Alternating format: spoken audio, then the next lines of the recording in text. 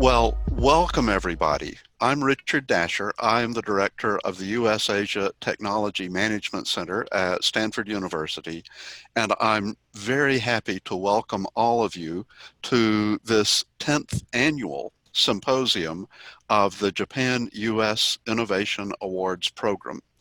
The Japan-U.S. Innovation Awards program is produced by the Japan Society of Northern California in cooperation with the U.S.-Asia Technology Management Center at Stanford University. So today's program is really the first half of the symposium. The second half of the symposium will happen next week on Tuesday, Wednesday morning in Japan, at exactly the same time. Today, I'm very excited that we can present a prior winner report from the very first U.S. recipient of the Emerging Leader Award in the awards program. This was Tesla Motors back in 2011.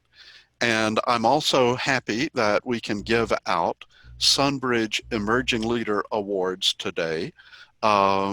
The ones for 2020 will go to the U.S. company Beyond Meat and the Japanese company Spiber. But first, before we get started, there are three groups of people I want to say a special thanks to. First of all, I want to say a very hearty thank you to all of the people who have shepherded the awards process throughout the entire year, especially the Innovation Advisory Council. These are 45 people from business, from the investment community, from the academic community, both in the US and Japan, who really start by pushing the nomination process forward early in the autumn. Nominations are open to anyone in the public, but the Innovation Advisory Council does great viral marketing for us.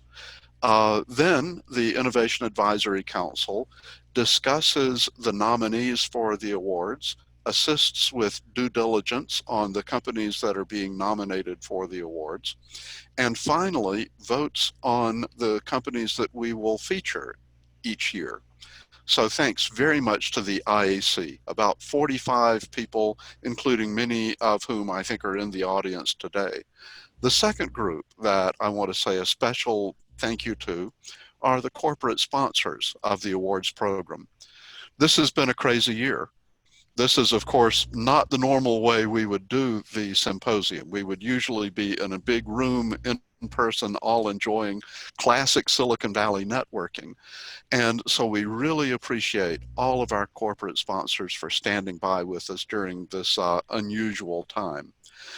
You'll see brief presentations from some of the award sponsors today, along with materials about the award sponsors, and I look forward to learning more from their perspectives as we go through the program. The third group I want to pay a special thank you to are the staff of the Japan Society and the U.S.-Asia Technology Management Center, because a program like this takes a great deal of effort. It is hours and hours and hours of background work, and I want to make sure that everybody who is involved knows how much we appreciate it.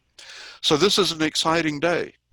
I'm especially honored that we can begin with greetings from the Consul General of San Francisco, Consul General of Japan in San Francisco, Mr. Toru Maeda.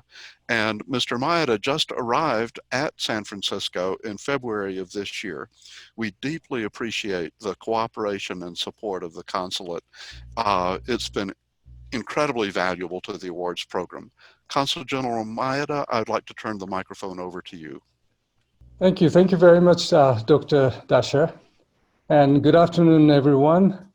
As introduced, my name is Toru Maeda, Consul General of Japan in San Francisco. Thank you very much for having me here today.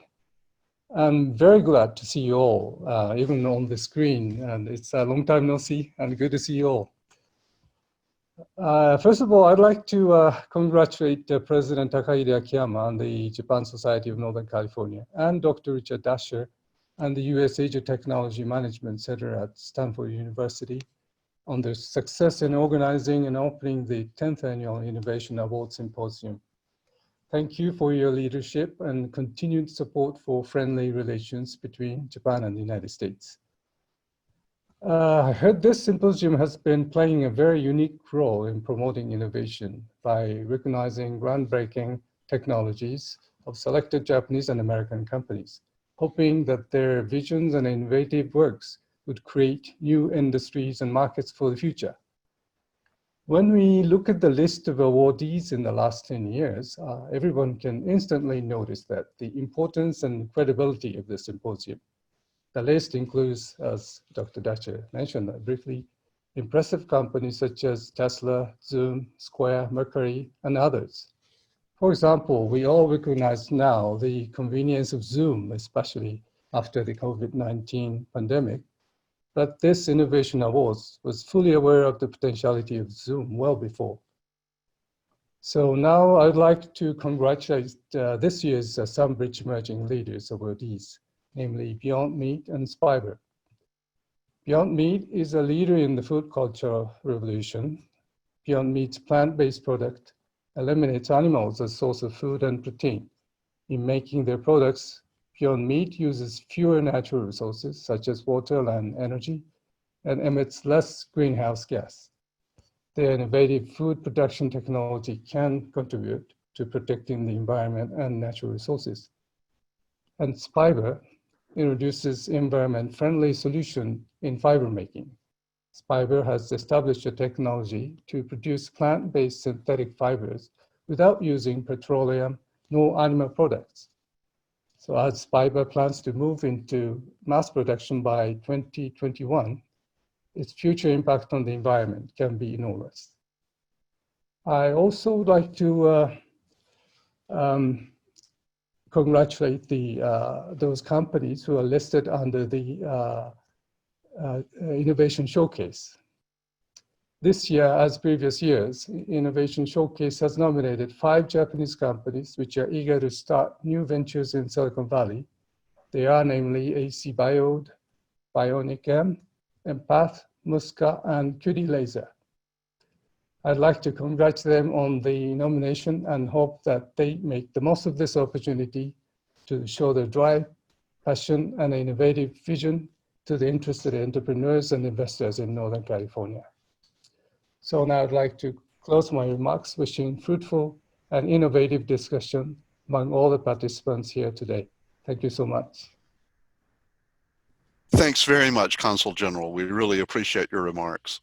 I'm very happy that we can now move ahead with a report from the very first winner of the Emerging Leader Award on the US side. This was Tesla Motors, and the person who is going to speak with us is Mr. Kurt Kelty, who is now a crucial person in the US-Japan cooperation that Tesla Motors has used in its growth from over the last 10 years. Kurt was the Senior Director of Battery Technology for Tesla. He's now moved on and is with Sila Nanotechnologies as the Vice President in charge of automotive.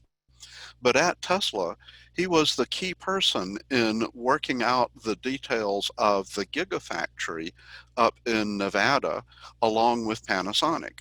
So I'm very happy that Kurt can join us today and kind of give us a report on what he's learned in these last 10 years of US-Japan cooperation and innovation. Kurt, the floor is yours. All right. Well, it's a pleasure to be here. Thank you, Professor Dacher. It's been years since I've been speaking to the group here, and I'm excited to be back.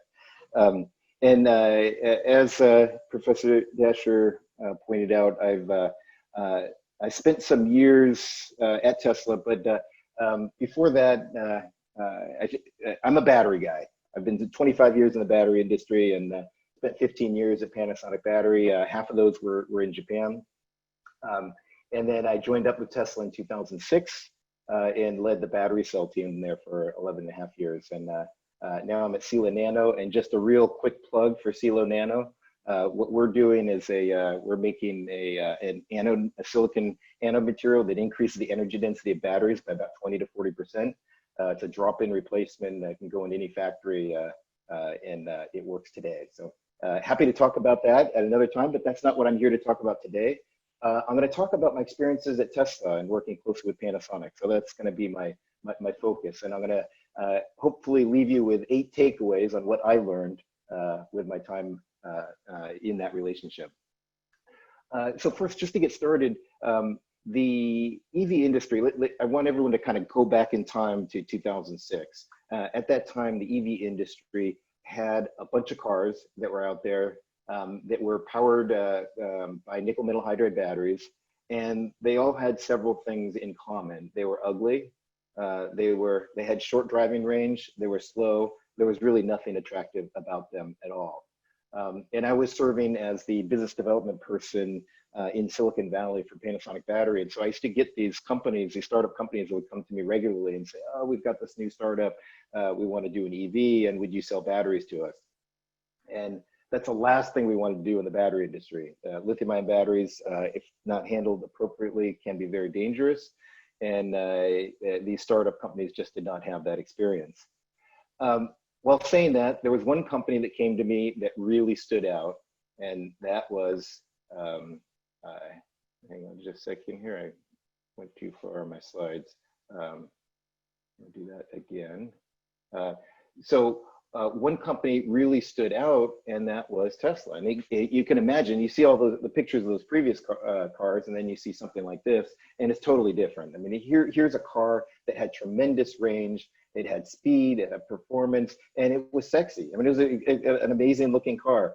And none of that when they came to me and they explained, this is what we're doing.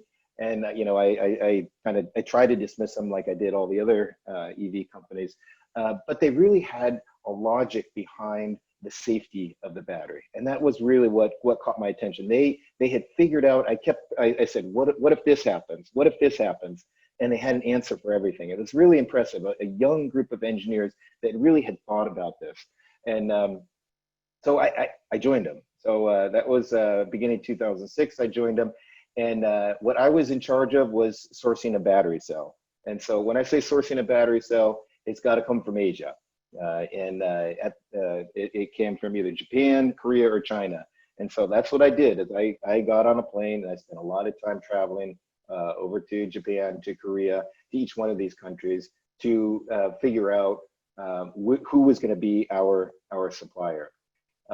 So I spent time doing this, and eventually, well, this is our team back in when I joined. Now, if you look at this picture, you'll notice one thing that's really in common. It's a bunch of young engineers. This is the early days at Tesla, and it was a bunch of young engineers. It was a very scrappy, nimble company. We had no credibility as a company. So I'm going over to Japan and other places and meeting up with these very large companies, trying to explain to them that, yeah, we're going to change things. We're big. You guys got to pay attention to us.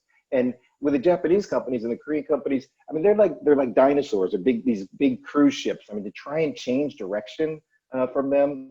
I mean, they're traditional companies. They're risk averse, hierarchical. They're everything that Tesla was not. Huge culture clash here. But so that's what my mission was, to try and get these guys on board. Now, it was easy to get a Chinese company to sell us battery cells. Because they were just starting in the industry, they were willing to sell to anybody. But the Koreans and the Japanese, the ones that had good technology, they were very reluctant to open their doors to a startup company to sell them something that could go in a car in a consumer application. So at one point, we went over to Sanyo in Japan, and had our first trip there. And then I'm not sure what these red lines are on here, but anyway, ignore the red lines. Went over there in beginning of 2006, first trip with JB, our CTO. So the two of us went over there, and actually the first time was by myself, and explained to them what we were doing. Then we went back for a second meeting in May. And when we went back in May, so that I'd kind of greased the skids first before on the first trip. Then the second trip went over there. We went into a meeting room that looked just like this. It was interesting. I got this on the internet, but the room actually looked just like this. I remember it very closely.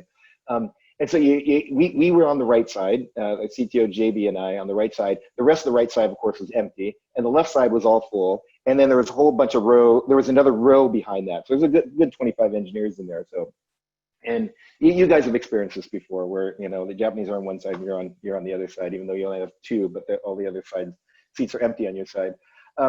We gave our spiel on what Tesla was, and they asked the questions, and they're really interested. At that point, we had perked their interest. They were interested in EVs, and they knew there was something special about us. They weren't quite sure what. They didn't know what to do with us, but they asked all these good questions, and we were answering their questions one at a time.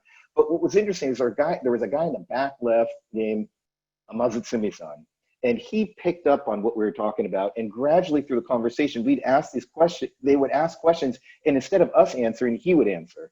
He got onto it. He understood what we were doing, and it became really important to have him in that organization. To have one guy that was really he understood what we were trying to do. He understood our technology, so he could explain it to the others and get the others on board. So this is going to be my first lesson that I hope to leave you with of my 8 is find a sponsor within your partnering company of who that is. There's got to be a key individual that's going to be really important for you to get that business started. Secondly, we got the business with Sanyo, and we got a contract with them, and that was a supplier for Roadster. That was a huge deal for us to get that. But Sanyo was not the priority for us. If you look at this chart back in 2006. It shows the capacity. Just look here at the first line, how many amp hour the cells are. So this is a roadmap that was made by IIT in 2006. And you can see Sanyo, Sony, Panasonic, Samsung, LG. Those are the 5 big guys in the battery industry. And you can see the amp hour here. And the one that stands out here by far, Panasonic had the best. And we wanted to get Panasonic. They were the target. We wanted to buy cells from Panasonic because it would just make a huge difference for us on range. And I used to work there, so obviously I should have a connection in there. I should be able to get an in there. And so that was where I set my targets. So I spent a lot of time trying to get them on board. But one of the things that was important to get anybody on board, especially Japanese companies, was to confirm our safety record. And if you look at safety, that was the big thing that the battery companies were concerned about was safety. We had to make a safe battery pack. And so what we did, we started with single cells and then modules and then packs, but we totally abused the batteries. We started very simple.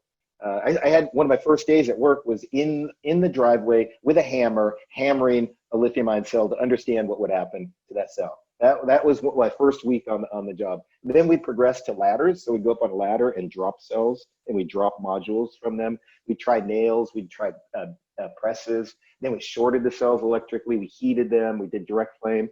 So this is an example of a direct flame we did. We went down to a SpaceX rocket engine testing facility in Texas. So we drove our battery pack down there. So this is the Roadster battery pack.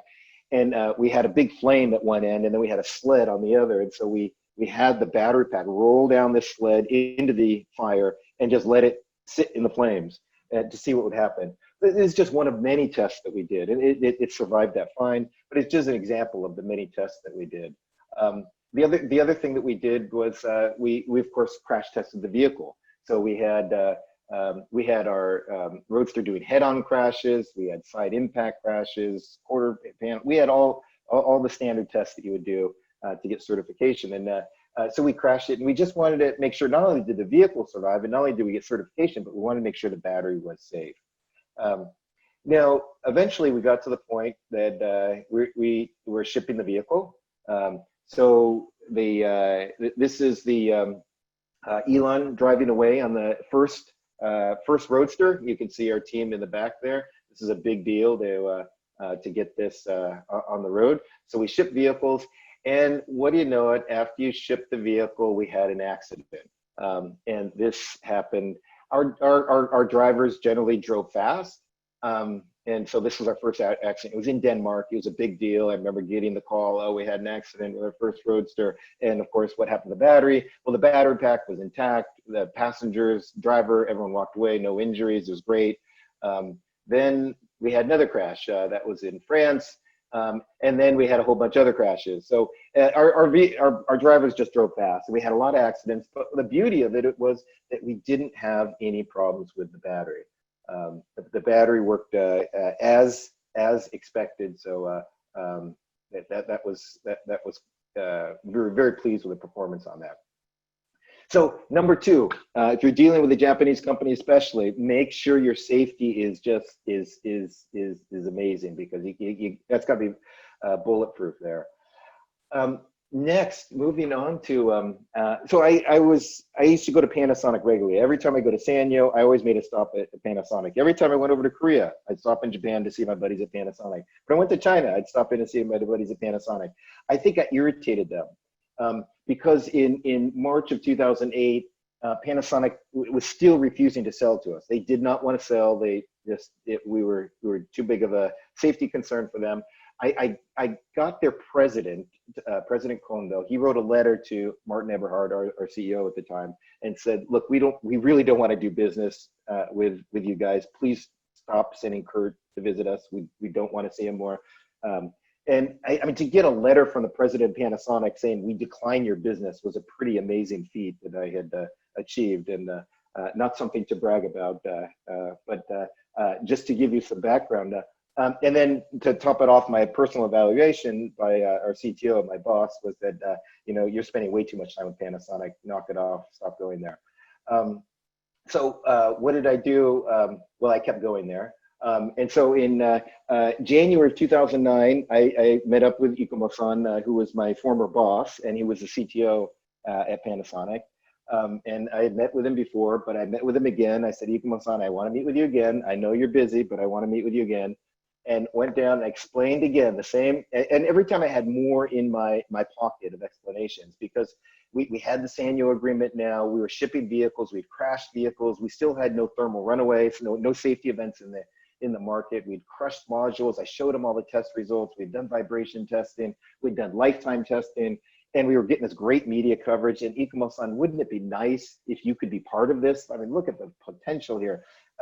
And finally got him interested. And so he sent samples. We did some joint testing together, and he realized that, and Panasonic realized that, hey, there's potential opportunity here.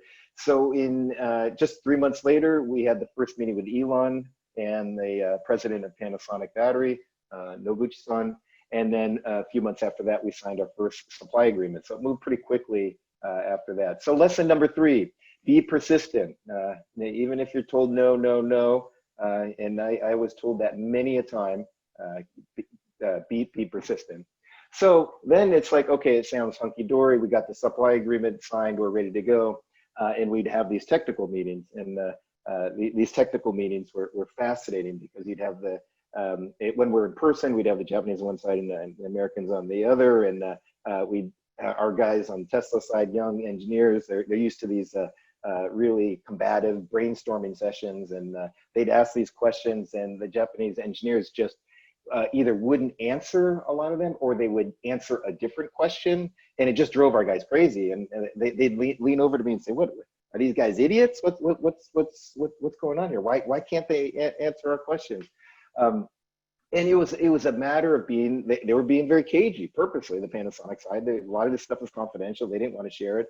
But it took some working on the side to understand that. So I would reach out to them after the meeting, whether it was a video conference or face-to-face, and reach out to the team there and say, "Hey, this is what we're trying to ask. This is why we were asking it. Why did you answer it this way?" And then I get the reason for why they didn't answer, and what the proper answer would have been.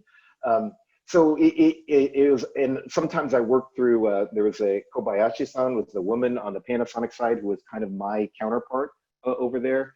And so we worked very closely together. In the beginning, there was no trust at all between the organizations, but gradually we built that up.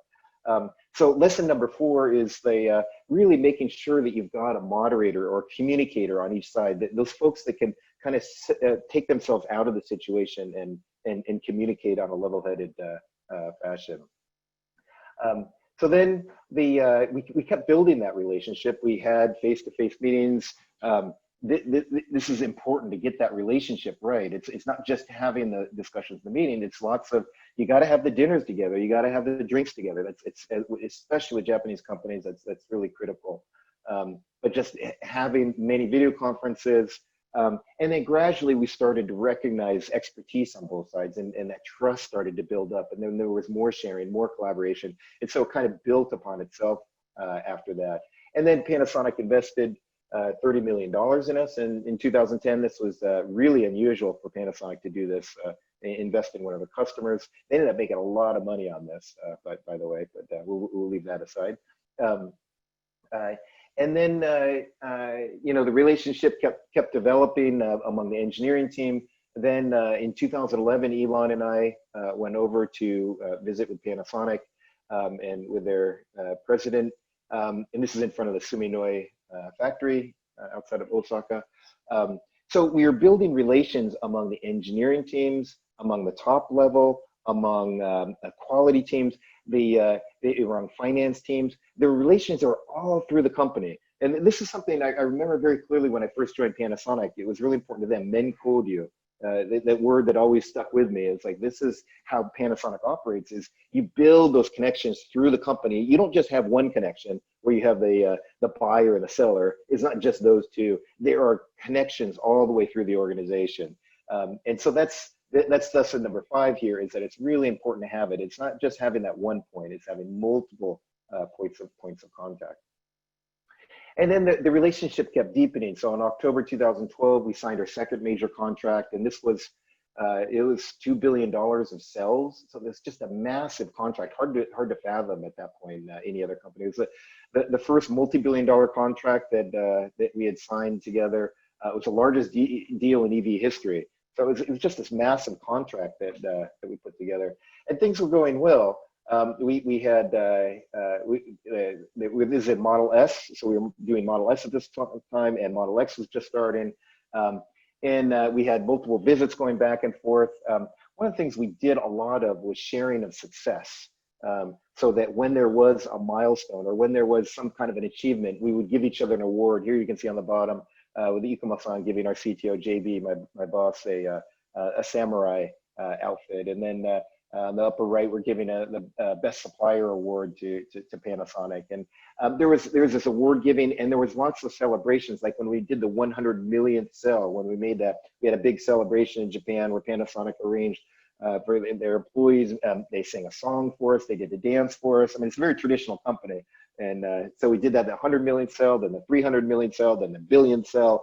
And so just lots of celebrations. And it's important, and that's why I emphasize this as well as another lesson, is really celebrating successes is really great, because it deepens the relationship between the parties. And then we move on to the Gigafactory. So the Gigafactory, it got its origin because in March of 2013, we had a meeting with, there's a new president of Panasonic Battery named Ito-san, and he came out to visit us in Palo Alto. And it was the first meeting, so it was on a Friday afternoon.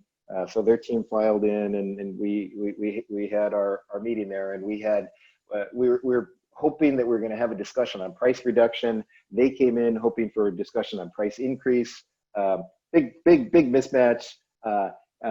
Both parties left unhappy. It was a really sour meeting. And Elon was ticked off, and when Elon's ticked off, it's really unpleasant. So I got the call Friday night. He's very upset. Get the whole team there Saturday morning. We're gonna figure out a strategy around this. So that's what we did. We got in there on a Saturday morning, and we figured out that we were going. Well, we figured out. We looked at this. This was the big slide that drove us in those discussions on that Saturday morning. If you look at this slide, this was done again, same company, IIT. Takeshi-san's the guy there. He is kind of the guru in the battery industry, and you could see his what he had shown. This was lithium-ion battery cell production up to 2013, and the whole worldwide production was 33 gigawatt hours of production in 2013. you could see the dot on there, the green dot was what we needed, our supply alone for Model S and X in 2014. So we were a very significant share of the worldwide supply at that stage. Then we plotted Model 3 for 2020, what Model 3 would look like at 500,000 vehicles. That was our projection. And actually, just to point out, it's very close to that number. So it's pretty impressive how close that Tesla's gotten to this. But that was our projection. And you could see that our need in gigawatt hours for the Model 3 exceeded the worldwide supply in 2013. So Elon was just paranoid that, hey, we're not going to have enough batteries for Model 3, and we can't be constrained by batteries. So we made that decision on Saturday, and I have to give Elon credit. I was opposed to it. Elon said, we're going to make cells. He says, I don't care what anybody else says, and I don't care if it's hard. We're going to make battery cells. So that was a decision he made, and it was totally independent from Panasonic or anybody else. We were going to make battery cells, and so after having that discussion, we made up this rendering. Okay, this is what it's going to look like. It's going to be this. We're going to call it the Gigafactory, and it's going to have roughly 35 gigawatt hours of production for Model 3. It's going to be 2020. We're going to reduce the cell cost by this amount. And one thing Elon is fabulous about is creating this vision. And this was his vision. This is what he wanted to do. So we went along our hunky-dory way. We designed the facility. Had nothing to do with Panasonic. We did the rendering without them. We started looking for a site, negotiating with governments. And then at the same time, I worked separately with Panasonic and said, look, this is not going to work out. This is going to be a real challenge. Can we work something out together? We really need you guys in this battery cell manufacturing operation. And so gradually Panasonic got on board with the concept that, hey, Tesla is going to be building a facility, and Panasonic would occupy that facility, and Panasonic would make cells at that facility. It's not a joint venture. We had plenty of discussions on whether or not it'd be a joint venture, but Elon was clear on what he wanted. So we integrated the cell production into the Gigafactory. And so we worked collaboratively on the supply chain there. Panasonic invested a few $1 billion. Tesla invested in the facility. Basically, Panasonic paid for all the equipment and leased space there, and then Panasonic built the cells. And you can see what they did is the cylindrical cells, and then we did the modules. So that's the relationship we built up. And then you can see from here, this is Elon tweeting out in 2018. What a great job that the Panasonic team was doing in making the cells. And then just last May, 2 months ago, this was one of the headlines that Panasonic planning to expand in the Gigafactory. And then just last month, where Tesla signed a 3-year pricing deal with Panasonic. So that deal is continuing to progress at the Gigafactory. And this is what it looks like today. You got roughly 10,000 employees there now. I mean, it's just an amazing factory that we built up in the desert of Nevada. And then, so lesson number 4 and lesson number 7, the obvious one, create a win-win business. This was one where we at Tesla won because we got a dedicated cell supplier on site, and Panasonic won because they got a dedicated customer on site. It was really a win-win. So create that win-win business. And then the last thing I want to point out is something that I've learned on sourcing and had lots of arguments with folks over the years on this. And that is the question on multi-sourcing versus single sourcing. Multi-sourcing is kind of a Western way of doing business, where you want to have multiple sources, you want to have them compete against each other, and it de-risk products. It has a lot of de-risking potential and an ability to drive prices down. What we practiced with Panasonic was a single sourcing strategy. And by having the single source, we're able to share more information than you would in a multi-sourcing environment.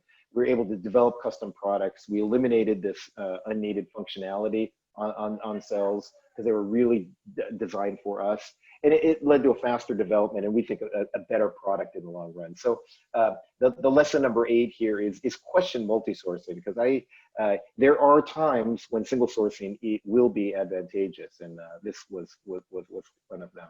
So anyway, there's a quick kind of explanation of my history with Tesla and Panasonic and what I learned from it that I thought would be helpful, and that I thought I'd share here. So I appreciate your time and listening. Kurt, thank you. That is absolutely fantastic. In the language of 2020, it's great to get these lessons from someone who is inside the room where it happened. We've got one question that came in from the audience, and it has to do with that period of time when the Panasonic engineers seemed evasive. What do you think was going on? And also, how did you get over it?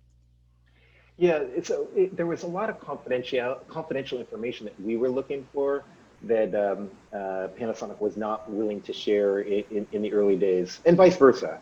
We had some, but what was different is that when they would ask us stuff like that, we would just tell them it's confidential. We're not sharing that because it's confidential. But for some reason, the Panasonic side just didn't feel comfortable in saying that, and so they would just sidestep it or answer something different, and it was quite awkward.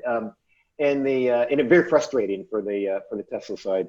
But gradually we got better. The relationships just got tighter and tighter, and so they developed an ability to be honest, both sides with each other, and so that just took some time. But part of it was just working in the background to make sure that the misunderstandings that were taking place were being figured out. So I got a question for you. How do you see energy areas developing now in, especially energy storage, batteries, between Japan and the U.S.? Do you think there's good cooperation possibilities for startups here? Oh, absolutely. There's opportunities there. If you look at it from Japan's position, it's kind of unfortunate what's happened in the energy storage industry is it's gone to Korea and now to China, and China is just taking on more and more of that market share right now. The advantage that Japan has is they still have the best technology and they still have the most trusted reputation. And so it's just the Japanese are natural partners for startups when they're concerned about IP. It just makes sense to go to Japan first. And so Panasonic, Murata, Maxwell, I mean, these companies are ones that are really the first stop for startups for those reasons. Okay. Well, like I said, thank you so much for a great presentation. It's really rare to be able to have this kind of level of information about how a really good partnership develops. Thanks, Kurt. Thank you. So we'll move on at this point, and next I'd like to introduce a couple of our sponsors. The first person I'd like to introduce is Ms. Nancy Yamaguchi, who is going to come to us with a few minutes of comments from Morgan Lewis, the law firm. So Nancy, the floor is yours. Thank you. And it's great to see so many people online, and it's, new world these days, but it's, we move on and we find solutions through technology, and that's what the Japan Society of Northern California is all about, and that's also the mission of the U.S. Asia Technology Management Center at Stanford University. So on behalf of Morgan Lewis, a warm welcome to the 10th annual, and it's amazing, 10th, this is the 10th year of the Japan-U.S. Innovation Awards Symposium. And very warm thanks to Dr. Dasher, as well as Takahide Akiyama, the president, and Miho Greenberg, the chief operating officer of the Japan Society of Northern California, and their dedicated staff. At Morgan Lewis, we have been a huge supporter of the Japan Society of Northern California for many years, and I serve on the board of directors of the society.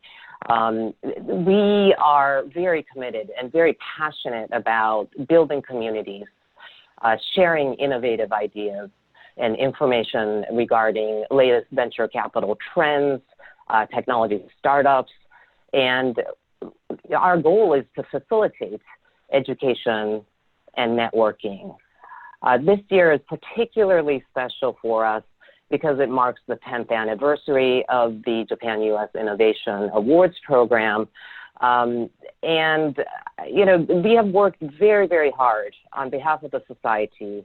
And there's a ton of people who I have not mentioned that have dedicated substantial time and effort to make this symposium a success this year, despite the challenges posed by the global pandemic. The mission of the society is to advance U.S.-Japan collaboration and to serve as a bridge between two cultures and two key markets, especially in the field of technology innovation and technology development. In an increasingly polarized world these days and under the ongoing pandemic and its challenges that it's posing to business, the work of the society becomes ever so important. And we strive to be the go-to organization for U.S.-Japan insight, collaboration, opportunities, networking, and relationships, both personal and professional.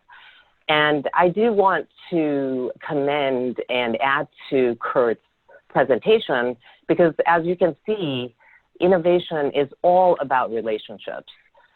Business is all about relationships. Success is all about relationships. And that is what the Japan Study of Northern California strives to build and to bring to you. So a warm welcome again, and congratulations to the Japan Society of Northern California for the 10th anniversary of this excellent and wonderful innovation program. Thank you. Nancy, thanks so much for those very kind comments. One more sponsor presentation right now. We'd like to introduce Mr. Kazuhiro Gomi of NTT Research, who is going to give us a few comments about sponsorship from the NTT Group. Gomi-san, floor is yours. All right, thank you very much, Dr. Dasher. My name is Kazu Gomi. I'm the CEO of a company called NTT Research. First of all, thank you very much for having us the opportunity to sponsor this important event of this Innovation Award. And then also that congratulations for all that awardees of this important event of the 10th year anniversary. From NTT's perspective, well, those who have been to Japan, you may have seen many NTT marks all over the place, on the telephone pole, on the manholes, and all over the place. But we have a big aspirations that to expand our business and provide a great IT services around the world. So that's what we are trying to do. And another thing we are working on is that we have a great history of innovations, technology innovations over the years, and we want to work with the global partners and talent to work with those innovation, accelerate those innovation even further. To do that, we have established a company called NTT Research to just focus on the innovation side of the house in Silicon Valley. So we established this company just about a year ago, and we're currently working on 3 areas mainly. One is that the quantum physics, quantum computing. The second one is cryptography and information security. The third area is that the medical and the healthcare informatics. So these are the focus that we have, and we're working with the local great academics and the startup companies together right now. So just to summarize, and then our visions, I think seeing is believing. I would like to show you a quick video as a part of this session. How does change happen? How did a revelation by an 18th century English physician usher in the dawn of immunology?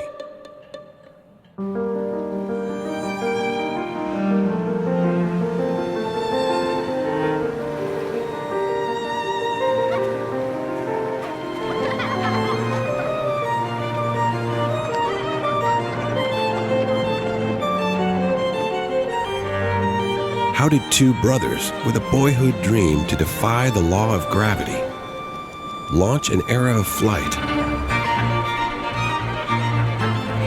where 6 million of us now take to the skies every day?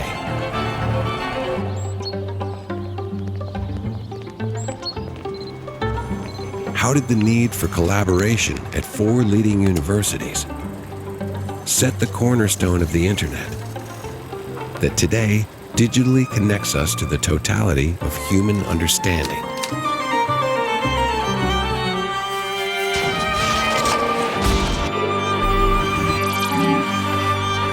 In the tradition of these breakthroughs, NTT research tackles the most challenging scientific questions of our time in an effort to further humanity and the lives of us all.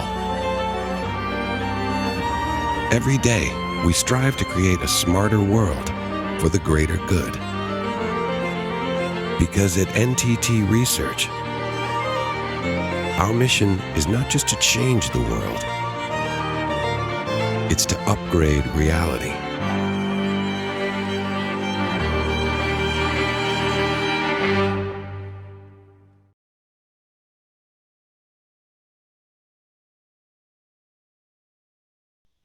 All right, thanks for watching this. So like the video says, we're trying to upgrade the reality. The reality in the sense is more like the standard of living that we all know. We're trying to upgrade it.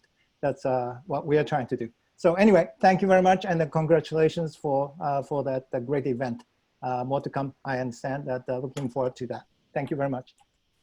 Mr. Gomi, thank you very much for a really inspiring video as well as great comments.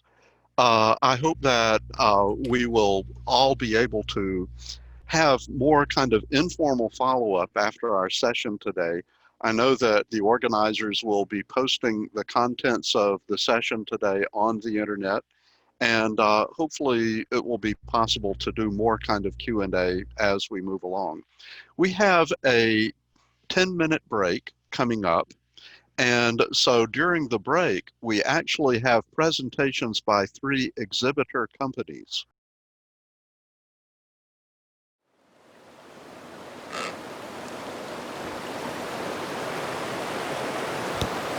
The first penguin spirit.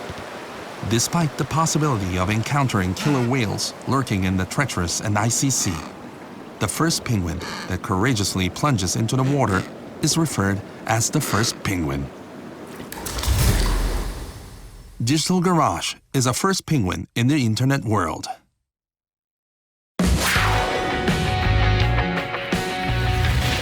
In 1994, we created Japan's first personal homepage. In 2000, we launched the first convenience store-based payment system. In 2005, we played a major role in Kakaku.com's listing on the Tokyo Stock Exchange. In 2008, we formed a capital and business partnership with Twitter and supported its localization in Japan.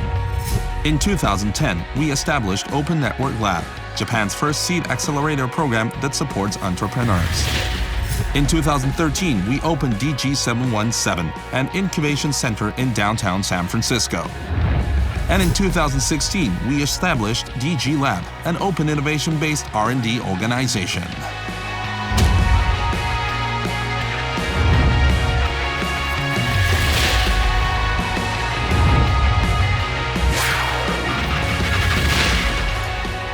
The power to tie phenomenons together as a context company comes from the background of cutting-edge efforts to form a new generation. Real and cyber, local and international, marketing and technology, present and future. We have been generating new values by connecting different cultures and ideas.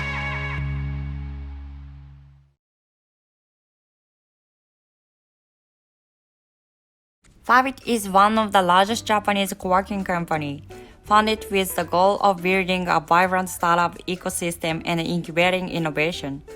Fabit is a hub for the growing startup community in Japan. We support Japanese companies expanding their business overseas and foreign companies starting business in Japan.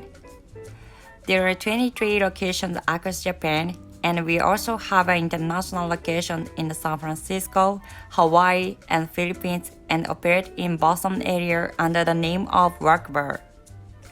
Since we aim to support startups from all angles, we provide much more than just space. We also offer a wide range of business services, including a larger event, which we invite renowned speakers and startups from all over the world as speakers, networking events, discount on branding tour and website development cost, a free job posting site, consultations with specialists, investment opportunities, exclusive SNS platform, and extensive business marketing opportunities. To adjust to the new normal after COVID-19, we Fabit take a measure to protect Fabit members and our staff and continue to make effort to improve our services. There's many opportunities and connection to take advantage of joining the Fabit. We welcome you anytime and we are hoping working with you. Thank you.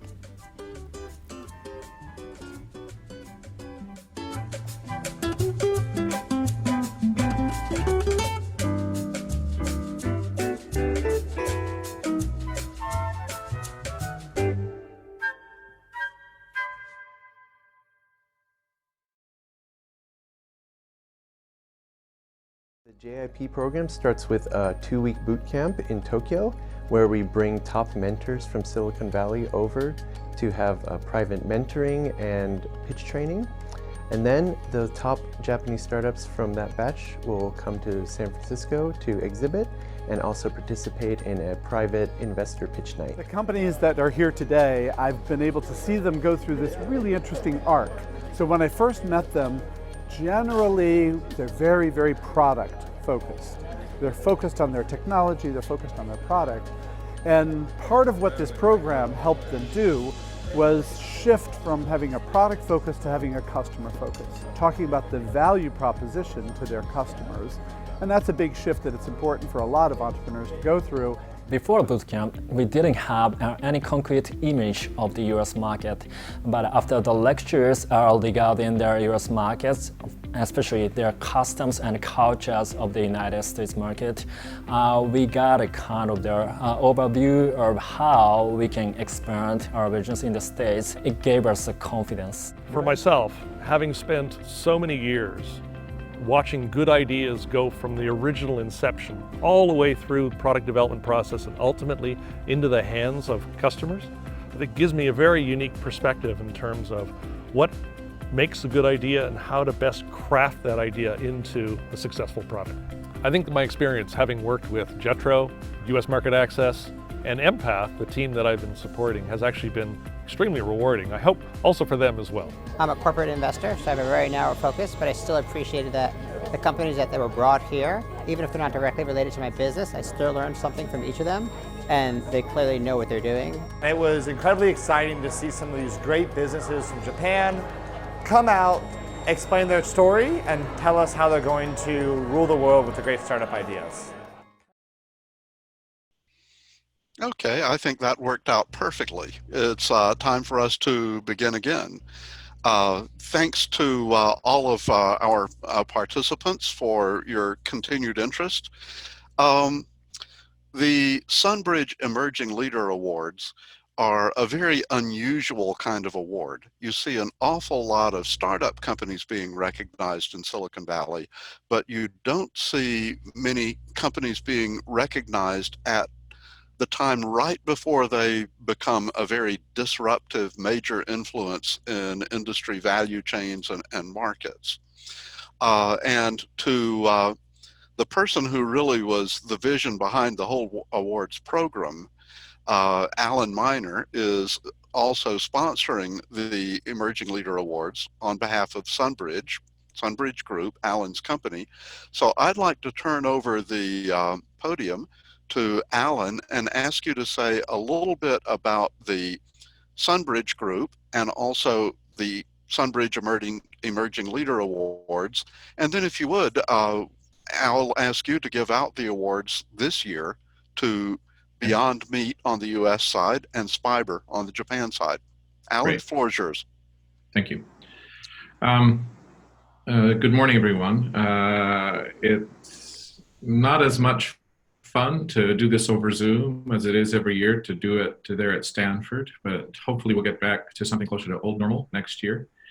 SunBridge has been involved in moving Japan's startup ecosystem forward since about 2000, when we launched the first large-scale incubator in Shibuya that was privately managed and included venture capital capability and some professional services on site beyond just a co-working space.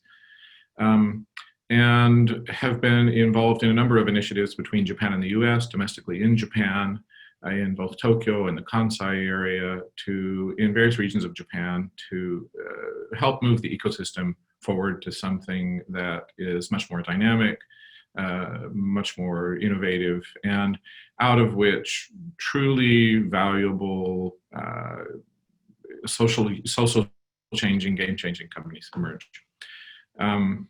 Along the way, some of our more well-known portfolio companies have been Salesforce.com Japan, Marketo and Concur Japan, Macromill, the leading online market research company in Japan that has a rather large global footprint nowadays, iStyle, a cosmetics company, the first mobile gaming company in the world, Gmode, which subsequently got beaten out of the market by companies like DNA and Green, others as the iPhone emerged. But we've been active in the startup scene and doing whatever we can to connect Silicon Valley and Japan and to move the ecosystem forward since 2000.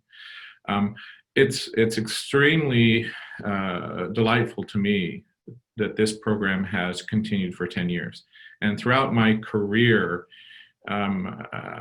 I've often been the guy with the crazy idea, certainly not a visionary on the order of Elon Musk, but anytime I've had success that has been sustained, it has been because a number of people who are much more rigorous in their approach, much more committed to the long-term goals, become engaged and lead the initiative forward over many years. And so I'm delighted that the program has continued. I think it's continued for 10 years because the Japan Society has been around for over 100 years. So it's part of an organization that has been around forever, has gone through multiple generations of leadership, multiple initiatives. And so certainly the continued active involvement of the Japan Society has been critical.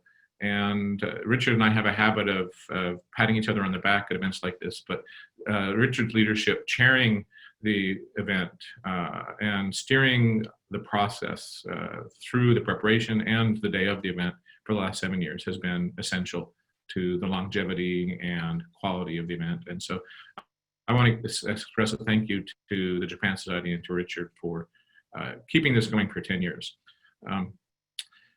So how about if we move into the awards? I'm not exactly sure how to do this when I don't have a trophy and someone on the stage, but a little bit about my perspective on the pair of companies that we have this year. One of the things I've been watching in the startup scene for a long time is applications of biotechnology and genetic engineering and awareness of how living things function and what can be created out of that that doesn't necessarily result in biopharmaceuticals. And I've been watching Spiber since they were 4 people in a KO research lab trying to figure out how to do mass production of spider fibers through genetically engineered bacteria. And I've been a fan, thanks to my vegan daughter, of Beyond Meat and a few of the other players in the emerging vegetable, plant-based food product scene. And so it's great pleasure to me, delightful to me that this year we have 2 winners who are very much in the life sciences space, but are building products that will be in our lives day to day. And both of the missions and visions potentially have a huge impact on the environment, on sustainability of the planet, and our ability to continue to grow and develop as a society with a lighter footprint on the world that we live in. So first, from the US, it gives me great pleasure to congratulate Ethan Brown, the founder and CEO of Beyond Meat, on being the US Emerging Leader Award winner for the US Japan Innovation Awards for 2020. Congratulations, Ethan. And at this point, when I do big meetings, I like to have everybody go off mute and clap. But I know that that's not the plan today, so I'm going to clap on behalf of the entire audience. Imagine that you're listening to 300 people clap, Ethan. Congratulations. Thank you very, very much. I really appreciate that introduction. And would now be an appropriate time to just give a couple remarks? Okay, great. Please. So first of all, it's a really significant honor for us to be included in this and to receive such a beautiful award. So with much gratitude, we're accepting this. But I'm really not the person to be worthy of accepting this. We have a great innovation team here, and I want to highlight their role in making all of this possible. Drew Sajami is on the phone currently with us, or on Zoom rather, as well as three of his colleagues who work directly at his side day in and day out, including during this pandemic, Hugh Note, Troy Walton, and Dan Ryan. These are four of the finest scientists you'll find, and they've been day in and day out purposefully trying to take this vision and make it a reality. And for us, it really starts at a very high level with not necessarily, the first breakthrough was not technical in nature, it was one of perception. And the basic idea was to begin to think about animal protein or meat differently. And in that, we began to ask questions, this is well over a decade ago, around did you need to consider the origin of meat when defining meat? And could you instead shift your thinking about meat to the composition of meat? And once you do that and you stop insisting that meat needs to come from a chicken, cow, or pig, or depending whatever part of the world you're in, some other species, you can unlock a broad path of innovation, because meat is essentially these five things we talk about a lot, which are amino acids, lipids, trace minerals, vitamins, and of course, water. And so if you're able to understand meat and its composition and think more about its composition and its origin, then you're able to start building meat from things other than the animal. And in fact, what's very elegant about all of this is that what the animal's doing is essentially organizing plant and water material through their digestive tract and through their skeletal muscular system into the form that we as humans call meat. But we can, of course, now today use technology to organize plant and water material in the composition and architecture of meat. And so that's what we're doing, and we're essentially bypassing the animal by doing that. But you need the best in science to get that done. And so the animals had a very long run at providing the muscle structure, and we've been only at this for 11 years.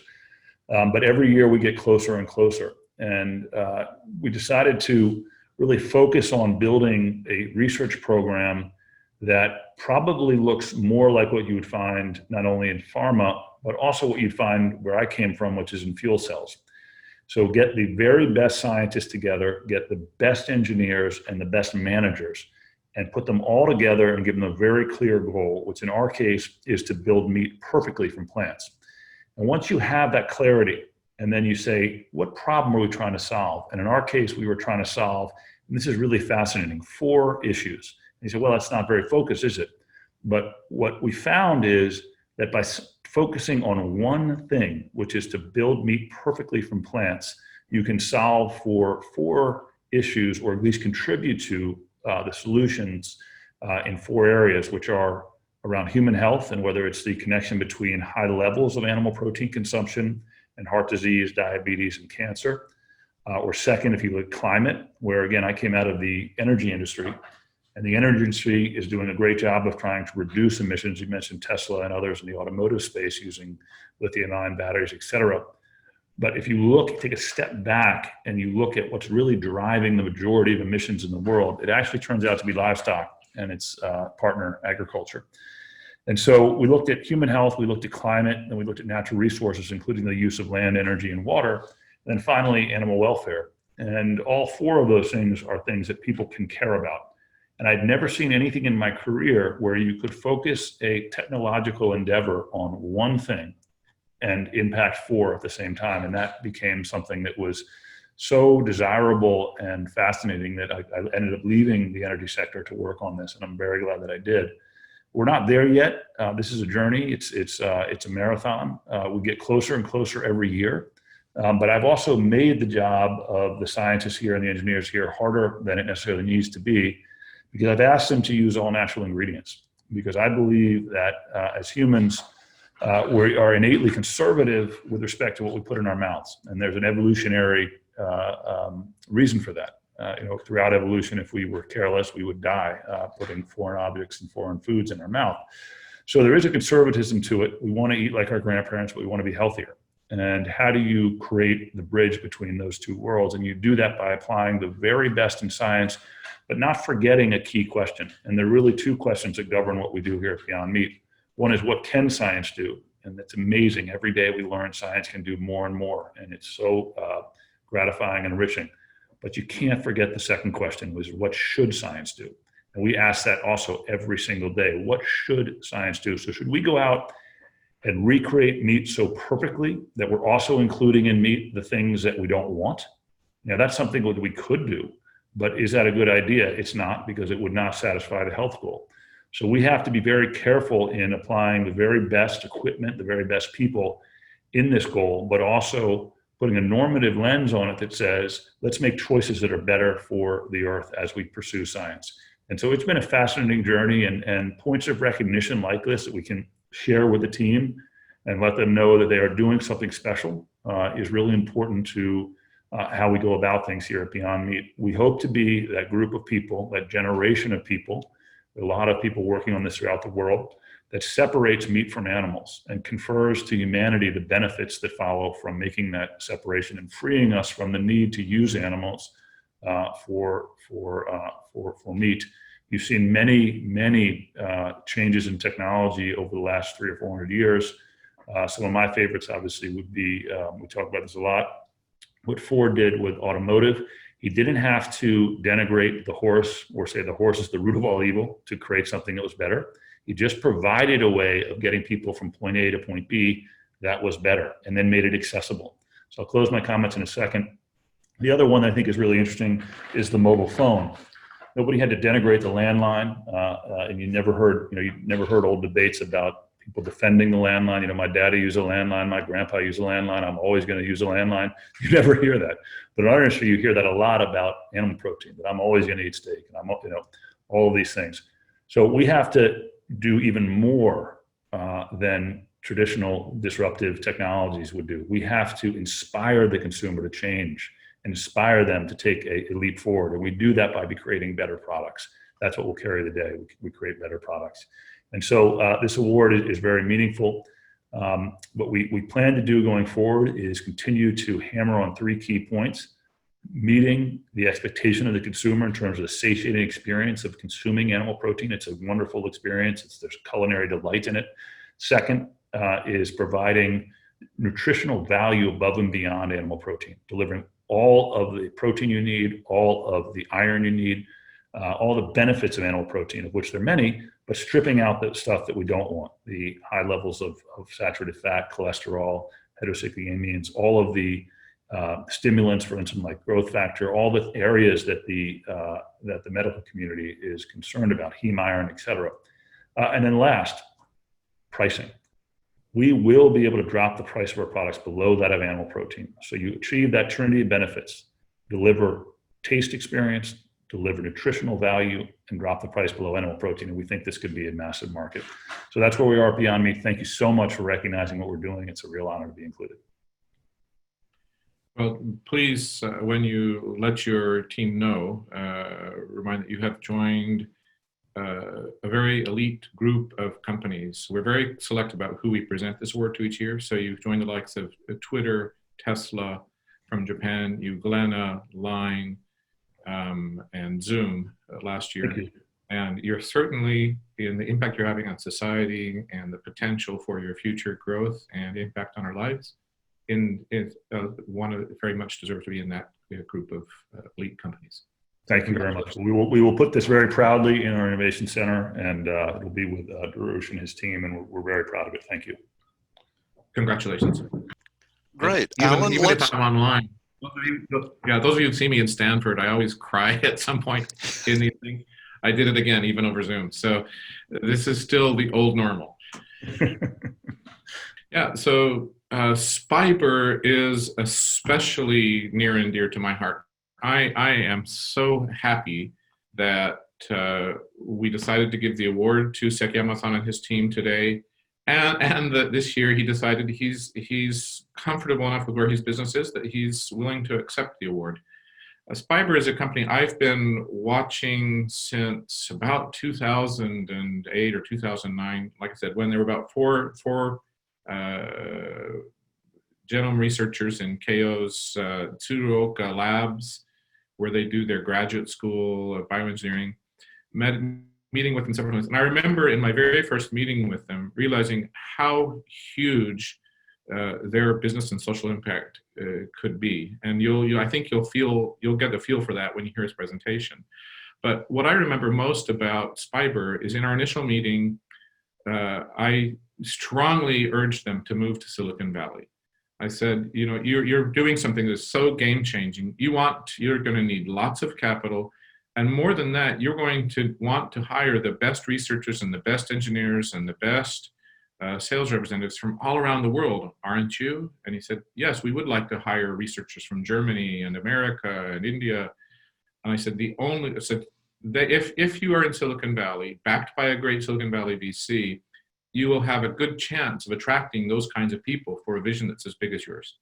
But I said, if you stay in Tokyo, or certainly if you stay in the remote part of Japan, in Yamagata Prefecture, on the East Coast, small town, very snowy in the winter, you might be able to build a good business, but you'll have a really hard time recruiting any of the world-class researchers you want in your business. So I remember several conversations pushing the team very hard to move their business to the United States.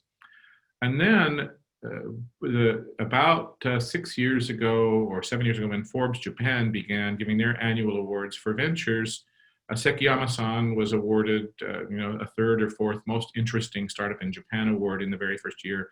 I happened to bump into him at that award ceremony.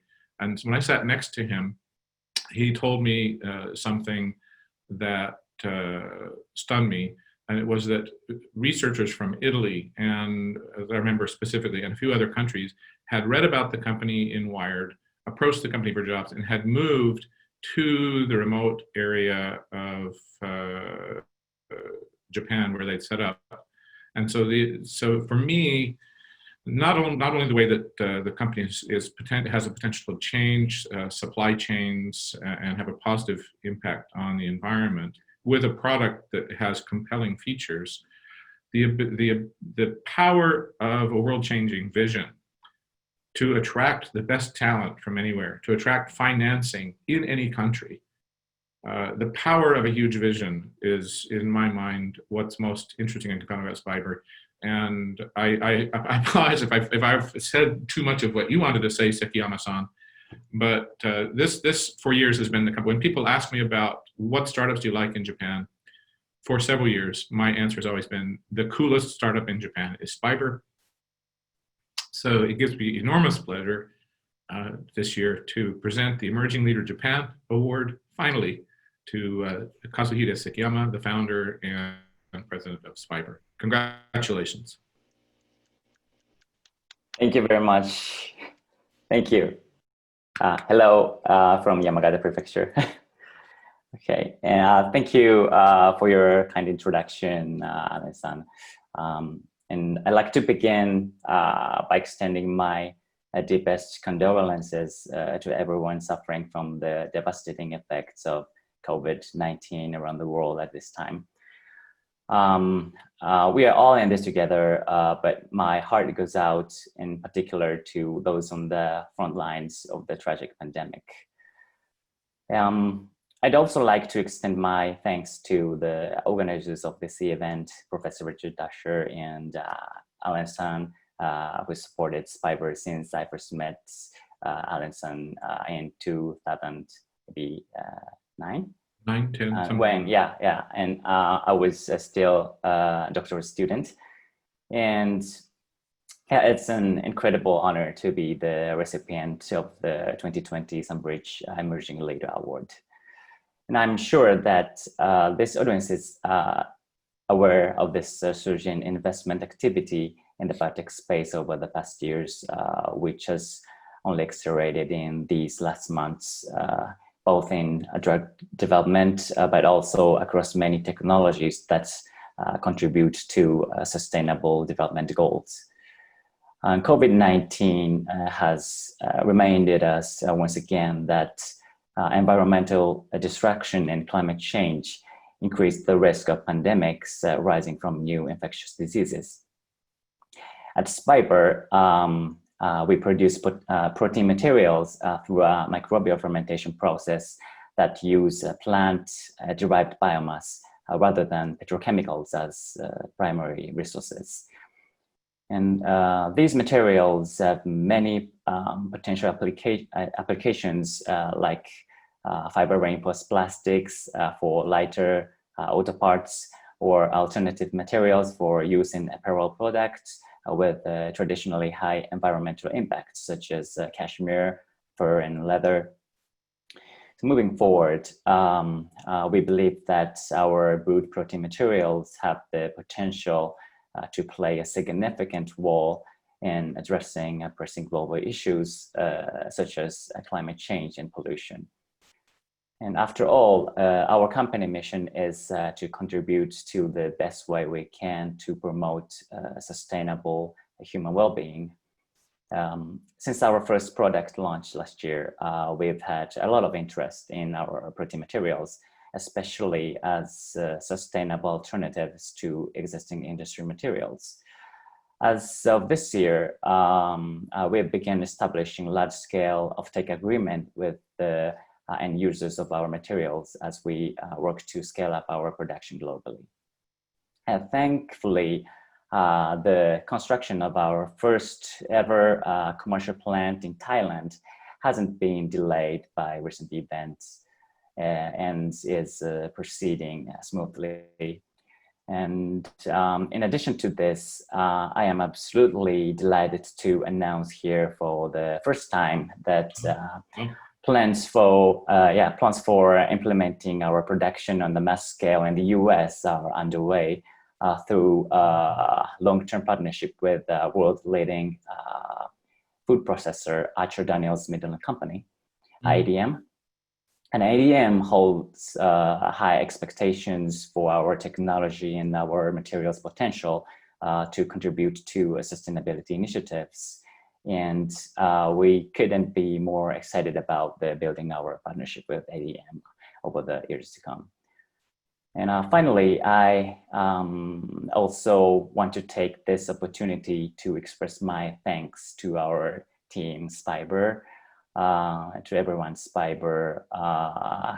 Your actions over these past months have both inspired and humbled me, despite the fact that no one knows how this situation will play out. Nobody on our team has not developed a negative attitude towards the future. Throughout this crisis, team members have come together across our entire organization, including our overseas facilities, childcare facilities, and partner companies. I've always felt that one uniquely interesting aspect of social creatures like us is how our own individual well-being is best sustained by contributing to larger communities and shaping them into communities of cooperation and caring rather than selfishness and conflict. Watching our team respond to this crisis was a truly touching reminder of our shared philosophy and values that define our small community's choices day by day. And moving forward, it is my deepest hope that Spiber can be contribute to utilize its greatest asset, our people, as we seize unexpected opportunities and work towards making meaningful contributions to society. Thank you very much. And congratulations. Thank you. Thank you very much. So thank you very much, Mr. Sekiyama. Thank you very much, Alan. We're going to have a panel discussion now with representatives of our two Emerging Leader winners. And I'm going to ask Alan to go across the table and become a panelist in this next session. So we will move on and have kind of a reverse sandwich for Beyond Meat. Beyond Meat went first in receiving the award, and so this time we're going to have Spiber go first in terms of giving more information about the company and getting started in the panel discussion. So from Spiber, we have Mr. Daniel Meyer, who is the head of Global Corporate Planning. Daniel, the floor is yours. Thanks, Dr. Dasher. Thanks so much for the kind introduction. And it really is exciting that Spiber has been honored. Yeah, so it's excited that Spiber's been honored with the Emerging Leader Award this year, and excited that I can be here, even though it is not in person. But I remember 4 years ago, I was actually there at Stanford when Spiber was part of the Innovation Showcase, and it's a cool feeling that it really has come full circle, and we've been able to become one of the emerging leaders for 2020. So I have a couple slides, and just give me a second to get my screen up here. All right, how's that? Can we see the slides? Okay, thank you. Great. So you already heard a little bit about what Spiber is doing from our founder, Kazuhide, just a moment ago. But I'd like to dive in a little bit deeper about the meaning and the significance behind this definition of our technology that you see here on this slide, which is we are a fully integrated biodesign and production platform for protein-based material solutions. So this is a visual representation of our process here. And I know Kazuhide mentioned that we use a microbial fermentation process. So what that means is we have a library of host microorganisms, and we have certain protein materials that we would like to create for industry. We have certain performance properties that we would like to achieve.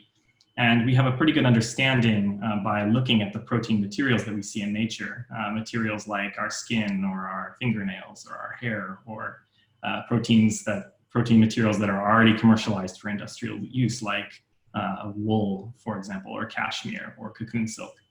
And we can create our own DNA. We can chemically synthesize DNA that encodes for a particular protein, target protein that we would like to produce. And then in large vats, fermentation vats, we can provide these microbes with nutrients, primarily sugars, and they grow and they multiply and they produce this target protein for us. We can then separate out this protein in a purification process, and we get what you see here in the middle of the slide, which is protein polymer powder. And then we can use standard polymer processing techniques to process that polymer into a variety of material formats, like fibers and textiles, but also, leathers, furs. And here on the bottom of the slide, more on the industrial side, you can see we do make protein plastics, protein resins, and also composite materials. As Kazuhide mentioned, this picture here on the bottom right is an impact beam for a car, and we incorporate some of our materials and mix with other materials to improve the performance of these structural components to create safer, lighter, more fuel-efficient automobiles. So I don't want to take too much time, but I'd like to introduce, last year was a big year for us, and then we started launching our first products to the market. So I'd like to introduce some of those products that are out there now.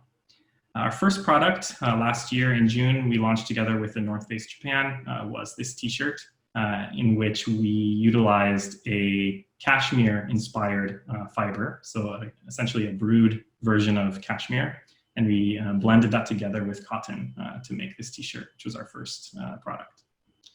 Later that year, we also launched the Moon Parka, which used a totally different protein molecule in its design. The golden outer textile that you see here on this jacket is made of 100%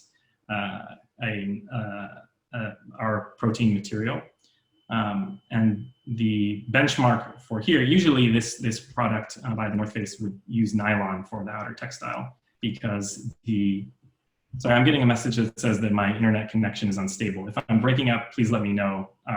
I'm also in here on my phone, so I can switch over to my phone if necessary. I'm hearing you okay. Okay, great. So this product obviously needs to be waterproof, as opposed to the t-shirt that I mentioned. A cashmere-inspired material. Cashmere needs to be very soft. It needs to be very warm. It needs to be moisture-wicking, which is totally the opposite of the kind of performance properties that would be required for this kind of application, where we need to use, the product needs to finally be waterproof. So we had to design a completely different protein polymer to be able to address the requirements for this application. And we were very pleased to launch that at the end of last year. Additionally, through recent M&A this year, we acquired luxury fashion designer Yuima Nakazato's brand. And we've been together with him at Paris Fashion Week several times over the past 2 years. This was our first collection that we launched with Yuima Nakazato at Paris Fashion Week last year. All of the fabrics that you see here in this photo were made from varying Spiber textiles. And then again this year, we made another lineup for Paris Fashion Week with Yuima Nakazato, where we took things to a greater extreme, where we were actually able to design a textile where we could control the areas of the textile that would shrink and would not shrink on contact with water.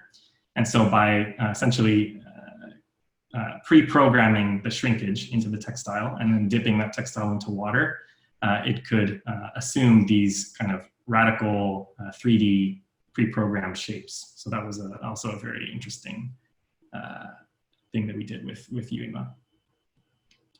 Our first global sales were earlier this year together with high fashion brand Sakai. We made some shirts with them that were in stores all over the world, including Dover Street and more. Also, just last year, we announced a recent collaboration for a bamboo protein textile composite material that we implemented in this skateboard prototype together with Loaded Boards based in Los Angeles and also the North Face Japan. And we also mentioned this, but more on the industrial side, we're doing a lot of work in the automotive industry. Here on the right, you can see we're building protein composite materials for structural auto parts together with Toyota Boshoku and also several other Toyota Group companies. And then on the right, you can see a polyurethane foam composite material that we are developing together with Bridgestone, where essentially we can incorporate a small amount of our materials and reduce the amount of polyurethane that we need to use while maintaining the comfort properties of the foam. So these are just a couple examples of some of the efforts that we are doing in the product development department. But most of these kind of limited product launches, the purpose of these product launches is to kind of showcase the potential and the value of the materials that we provide. But in a larger sense, our business model is very much a B2B material sales business. So like Sekiyama, like Kazuhide mentioned in his speech, we are in the process of signing offtake agreements with the end users of our materials who have all of these application needs. And so the reason that we're able to achieve this, the reason that we're able to appeal to such a wide variety of industrial segments, I think really comes down to our unique technological approach, and that is full stack integration. So we realized early on, I think a great case study is the cashmere t-shirt versus the nylon inspired parka, outdoor parka. It's in the same segment, but with radically different performance requirements. So we realized early on that we weren't going to be able to just take one host organism and just take one protein and scale that up and commercialize that and expect to make a significant impact across a lot of industrial segments. We would need to create a platform that could understand the mechanics of the chemical structure of these proteins and be able to interface with partner companies who have these product needs, and then go back and at the molecular level design a protein from the ground up that would be able to fulfill these requirements of these end applications.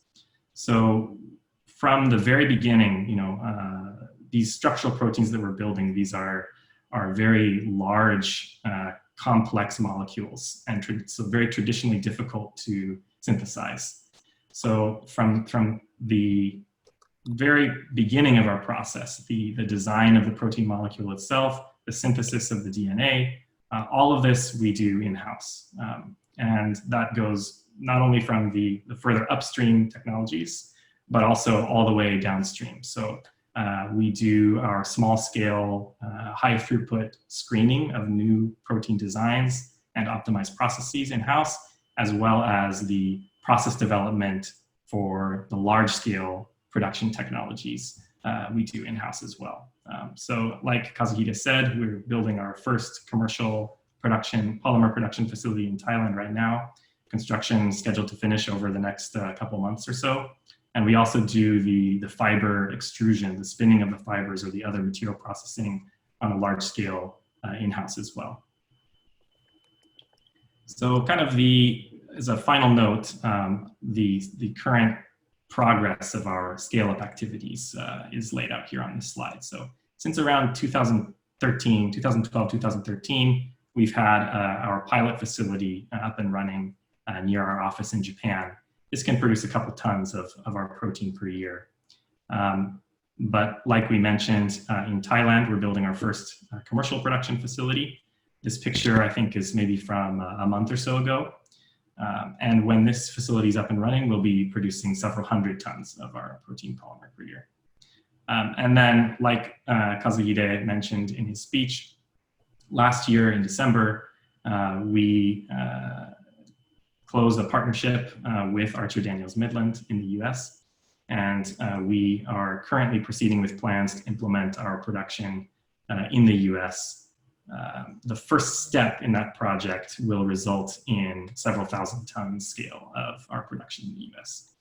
But if you think about this from an apparel or say a fast fashion perspective, some of the world leading fast fashion brands, just for one design of one sweater in 1 year, they're using easily 2,000 tons or more of fiber for just one sweater design. So this is still, we've made a lot of progress, and from a synthetic biology fermentation of proteins perspective, these are quite large scales that we're talking about, but there's still a long way to go until we are really addressing, a significant part of the market and beginning to really accomplish our primary mission, which is to make a significant positive contribution to sustainable human well-being.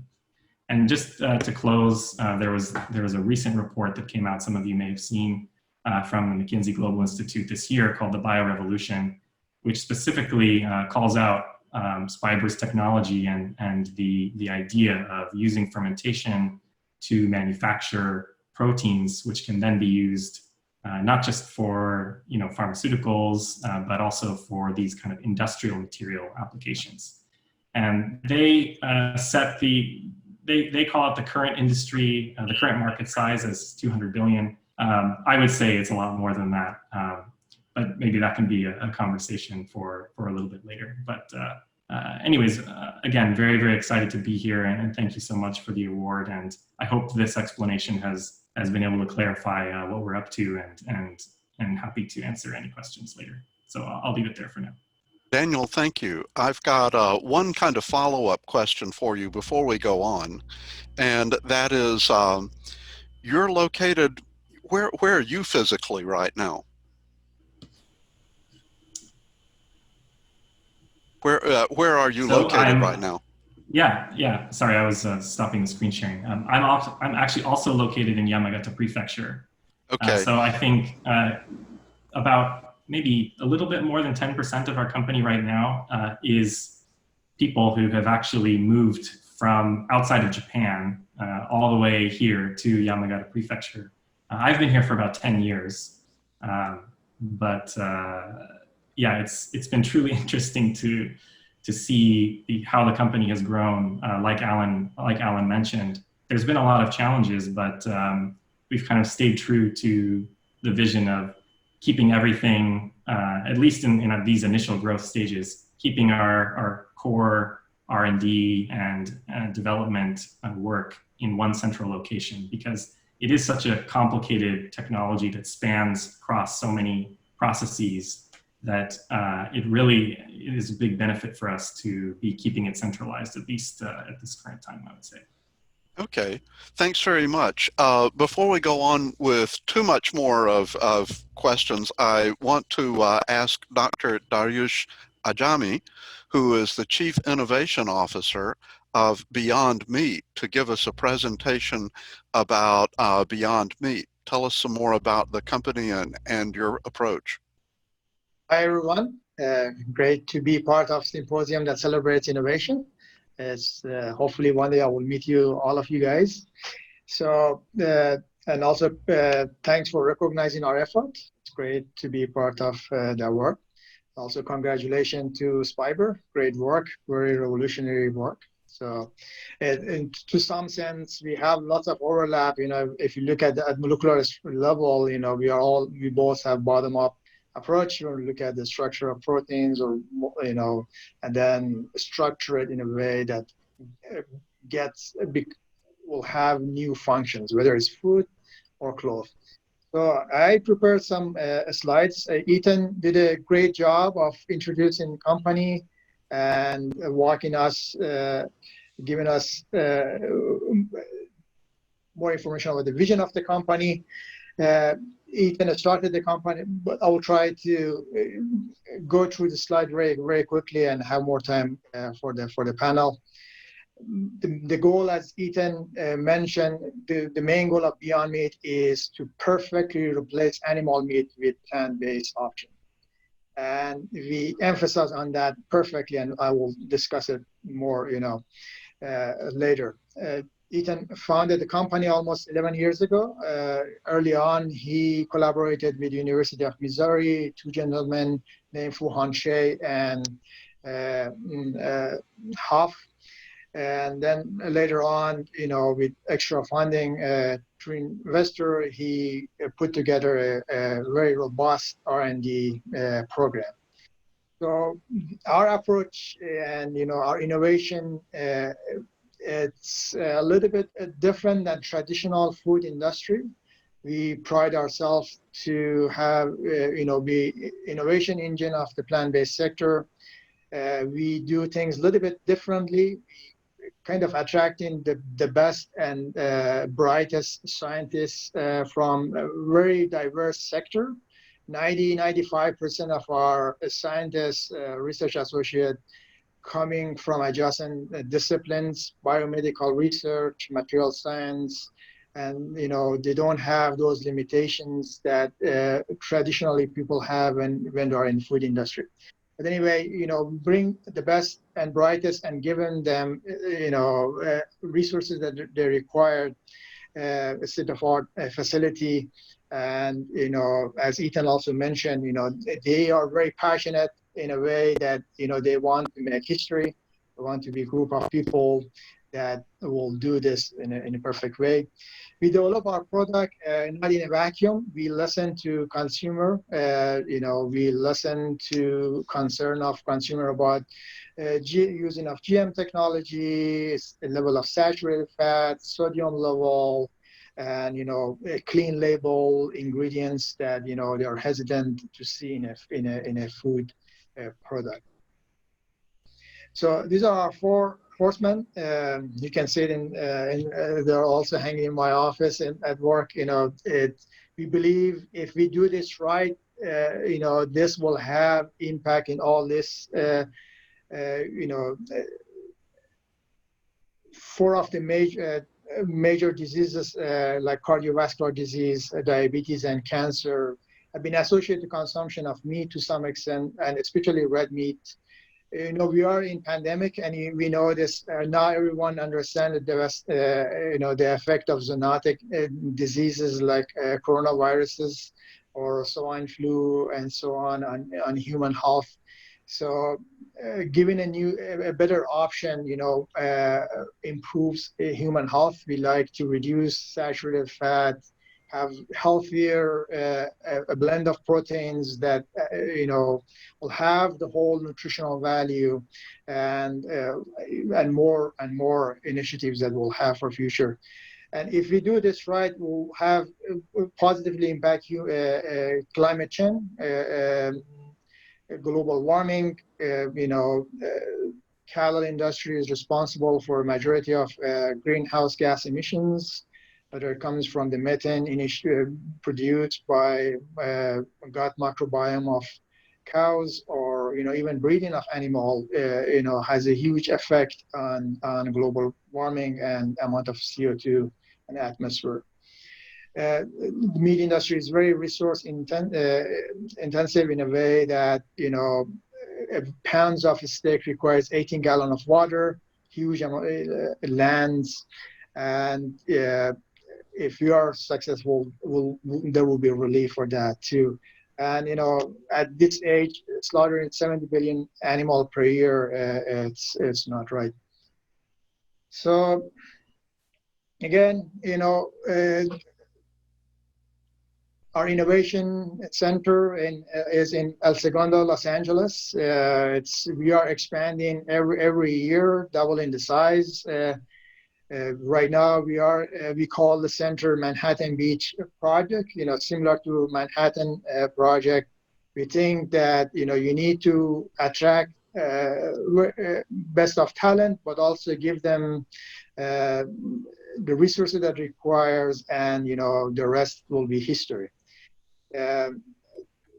People that Ethan mentioned, the four leaders that we have, they have coming from, very diverse biomedical research, material science. Myself, before joining Beyond Meat, I was professor at the Pew Research Institute in La Jolla, doing biomedical research. In fact, I was fortunate to do sabbatical in Japan, through JSPS program. I spent time at the University of Tokyo, but I've given talk at Tsukuba, Shizuoka, Nagoya, Kyoto, Osaka, and very familiar with the Japanese culture and value that has many friends in Japan universities.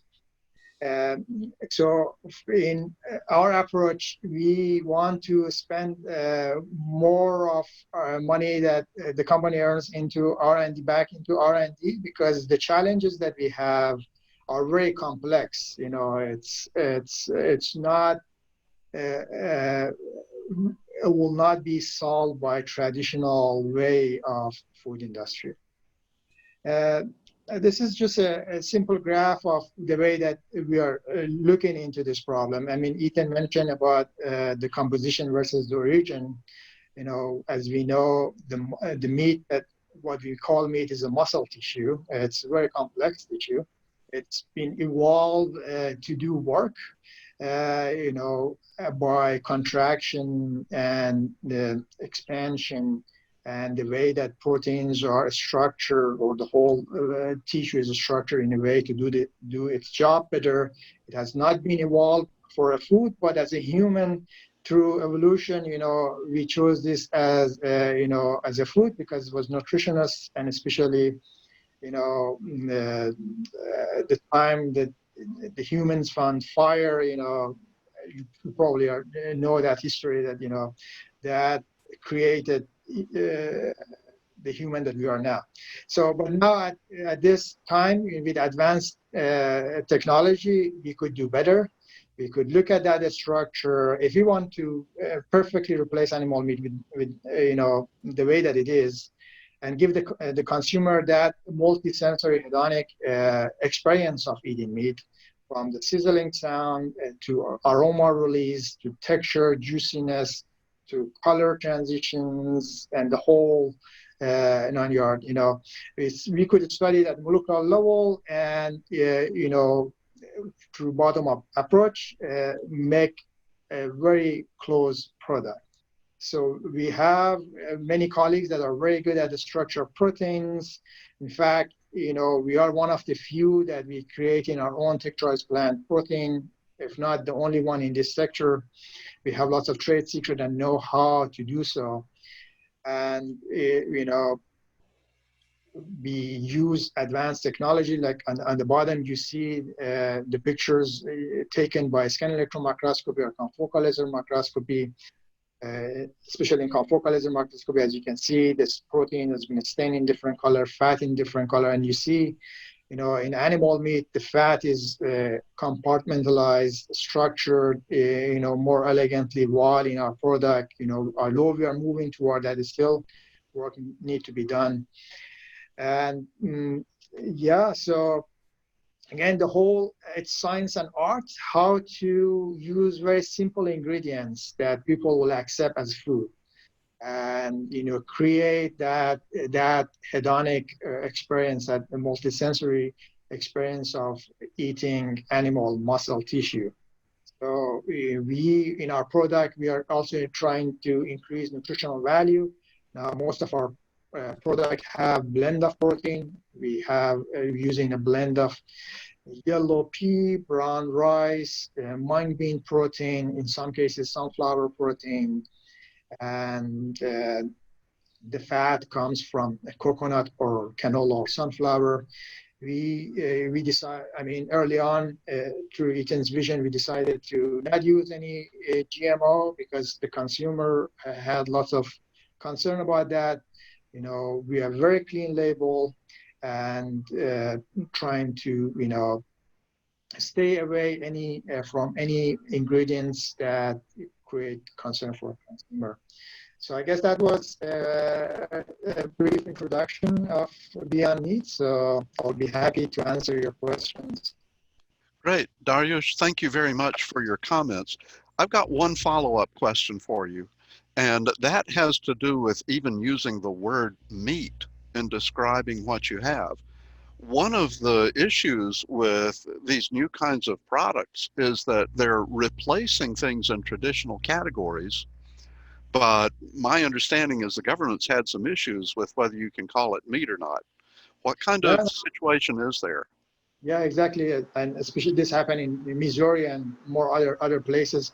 We are envisioning in future, when you walk into a retail store, you won't see meat aisle, you will see protein aisle, where you will not choose your protein for your consumption based on the animal species. But there's we need some time to get there, and for the reason early on, we like to give an option to consumer to not sacrifice on in all of the attachment they had in consuming animal meat, providing something that is close to it.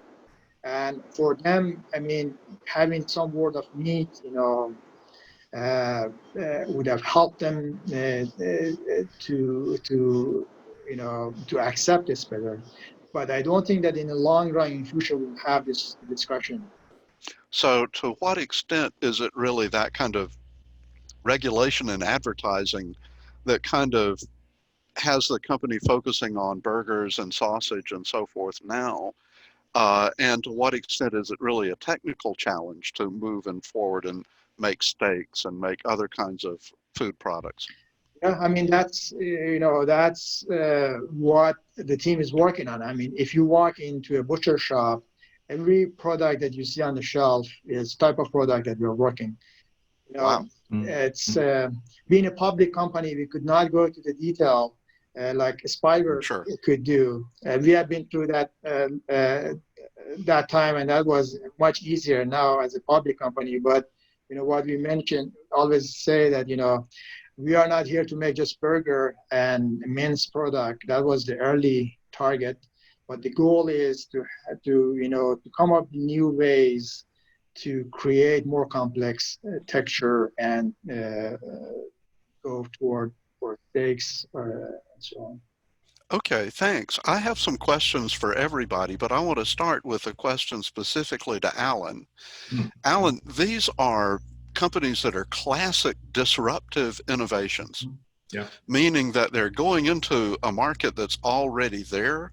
They've got something new that, in the words of Ethan, was better, right? It's not like they're trying to destroy previous things. As an investor, how do you see this kind of potentially disruptive technology? Because it's got challenge as well as good things. Well, one thing that has kind of been lost in the discussion about disruptive technologies over the years is that they always start with something that in very important, meaningful ways is considered inferior to the existent dominant product. So, for example, Beyond Meats doesn't produce steak or pork chops or chicken wings today. But what always happens with disruptive technology, whether it was the hard drive industry that was analyzed in the original book, or something like Beyond Meat, or Salesforce Communist Day, or Spiber, obviously Spiber's vision goes far beyond creating funky parkas, high-end parkas. Beyond Meat's vision goes far beyond tofu burgers. And yet, in the initial stages, always for a disruptive technology, there is a small niche market for whom the original product is perfect.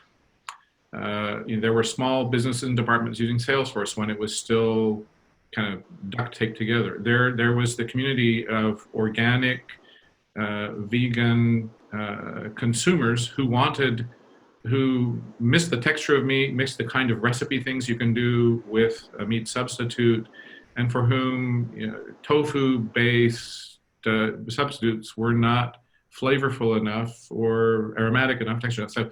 So there's always a very small niche market for whom the initial version of the product feels a real need. And I think both Spiber and Beyond Meat are still very much in that early stage. And as they grow, improve the product, and begin to capture more and more of the market, then finally the traditional meat industry, the traditional food mass manufacturers, a very traditional company like Archer Daniels Midland begins to engage and sees that this is now real. It has great potential beyond the initial niche market, and it's sort of in that transition from focusing on who you can serve well in the beginning stages, while continuing to and not being, you're not a disruptor if you start and end with your initial target market. So the companies in tofu-based vegan products that are still in tofu-based vegan products are always going to be a niche product. If Spiber was only about building high-end parkas, they would remain always very. So a disruptor starts small, starts with a well-identified niche, has a product that is not competitive, either from a cost point of view or a features and function point of view, with the dominant players in the industry sector that are going to disrupt. But over time, through continued innovation, through ongoing use of effective financing to sustain the growth, sustain the innovation, ultimately, companies like this really do fundamentally change our lives and key industries. And both of these companies clearly, we talk about disruption in the software industry. The kinds of companies that get labeled as disruptive in the internet world are trivial, absolutely trivial in the level of impact that they will have on our lives.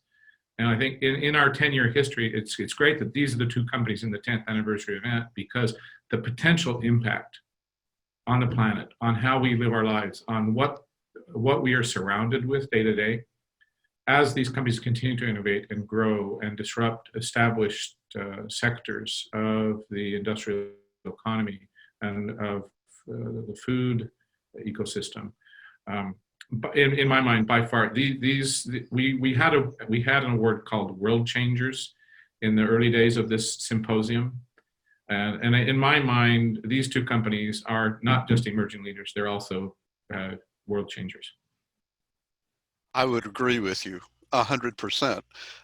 In doing this, and this is one of the really difficult things that's very hard, only a very small number of startup companies really can break out of that original shell. Yeah. And in order to do that, there are a number of really huge channels, not only, you know, the people in the company, getting people to understand what the new product is, working out distribution systems. I'd like to ask both of our company representatives, Daniel, you first, what was it that really has led Spiber to be able to scale up the people in a very conservative industry, in an industry where the company starts out a long way away from what I would call an international center? How do you get the people to scale up?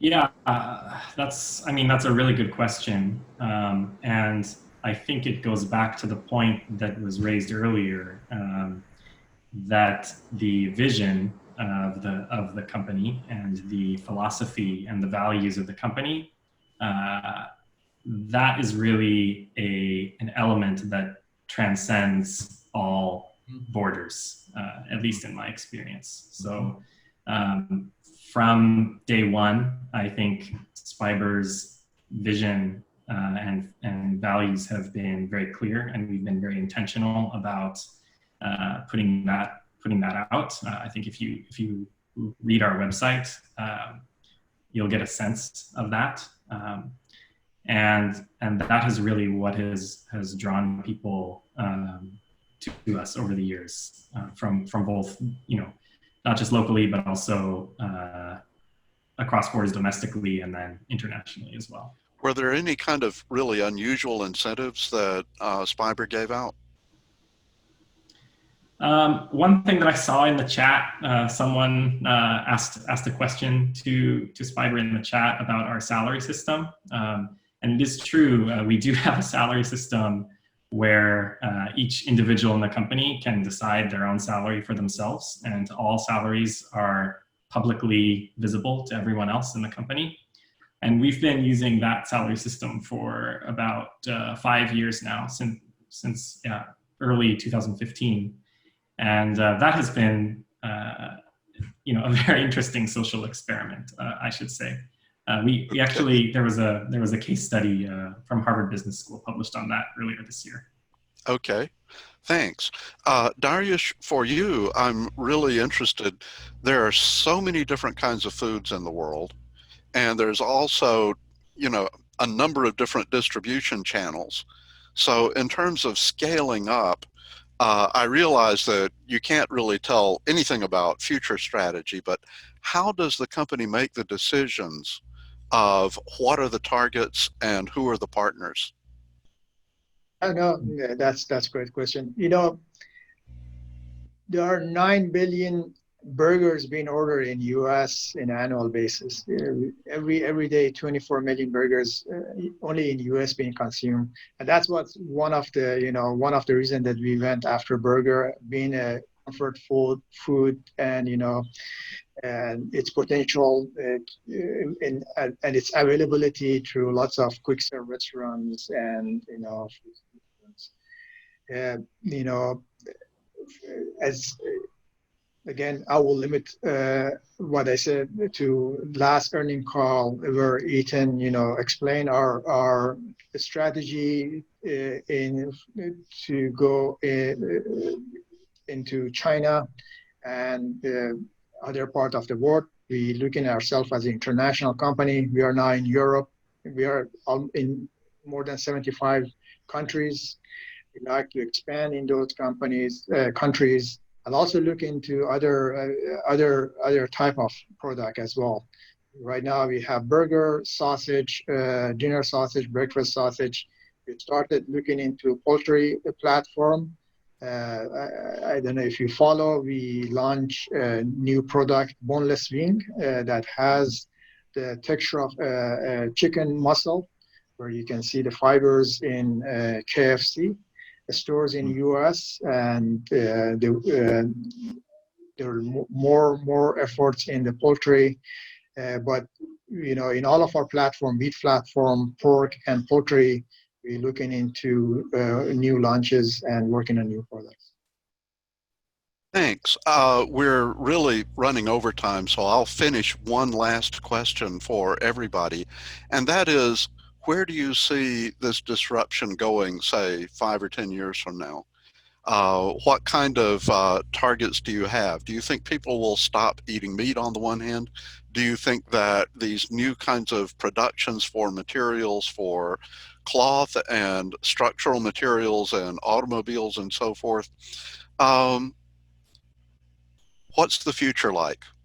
Darius, why don't you go first? Yeah, sure. I mean, you can also touch on this too. Like, if you provide a product that is very nutritious, it has a right price, and people look at it and enjoy the product, but at the same time, they know that this is healthier version of animal version. At the same time, have a right price. I think people will accept it. But definitely, I mean, through generation, we see the attention of millennials and new generation into where they ask more about the origin of their food. I believe in 5 or 10 years we will be in different state. Okay, Daniel, how do you see the future? What will we see in 5 or 10 years? Yeah, so I think right now some of our main target, I guess, incumbent markets revolve around animal-based fibers, fibers like wool, fibers like cashmere, fibers like silk. And these fibers all have, significant issues that they face in terms, especially of greenhouse gas emissions. And also, they are a pretty high value fiber product. But in the long term, I think we really would like to also be able to target synthetic fiber markets as well. So fibers like nylon, fibers like polyester. We're making these fibers by digging up petroleum and processing it through intense heat and pressure, and the final product is not biodegradable, right? But at the same time, the production economics, the production scale is so huge that the economics have become so efficient that it's very, very challenging to meet the cost targets for applications like that. So I think as fiber increases its production scale and continues the optimization of its production processes, we have a vision, we have a clear path forward to be able to bring our costs down closer to that level and start to target these true, commodity synthetic fiber markets in the future. Alan, I'd like to ask you for a couple of final comments, especially about these companies and their impact on climate and the environment. I think I've already gone about that ad infinitum. And so I think for my final comments today, I just want to thank both companies for giving this we are a very small community in this Innovation Awards audience. Maybe a couple of hundreds of us online, but we're a community that cares deeply about the cross-fertilization of ideas, the innovative interactions between Japan and, in particular, the Silicon Valley area of the United States. And so I just want to end by thanking Ethan and Sekiyama-san, Dariush and Daniel from taking a couple of hours out of their very busy days today to share their vision, share their state of the art, and share their hopes for the future with this. We are a small, but I hope disruptive audience of people in the nexus between Japan and the Valley. And it's a great honor to us that you accepted the award and took time to share your vision and experiences with us today. Thank you, Alan. I second everything you say. We would like to close up today's session with some comments from the president of the Japan Society of Northern California. Takahide, are you online? Yes, I am. Thank you, Richard. Good evening and good morning, everyone. Thank you very much for joining Innovation Awards Symposium today. It's been fascinating 2 hours, very quickly passed to me. First, I would like to congratulate again Beyond Meat and Spiber on receiving the SunBridge Emerging Leader Awards. Thank you very much also for sharing your fascinating and impressive stories, and the best wishes for your great future. Thank you also for Consul General Maeda for your kind opening remarks, and Kurt for your presentation and inspiring comments about your experience. We are celebrating its 10th anniversary, as you know, and we are very pleased that we made a good decision to continue the symposium this year online in this difficult circumstances. We had a good debate what to do, how to do this symposium this year. Although we cannot get together in person at Stanford University, but on the other hand, online has allowed many more people to join from Japan, also from many parts of the United States. So I think it has indeed made this year's symposium connecting the 2 places between Silicon Valley and Japan more closely.